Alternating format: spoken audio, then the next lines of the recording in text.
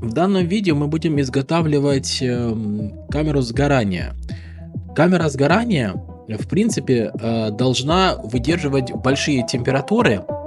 Я ее делаю из, опять же, проговорюсь, не из алюминиевой тонкостенной вот этой фольги, а из консервной жестяной банки. Да, это недолговечная камера сгорания, но она выдержит температуры, выдержит тест и нормально будет функционировать. Смотрите более детально, как она изготавливается. И также в этом видео будет тест этой камеры сгорания.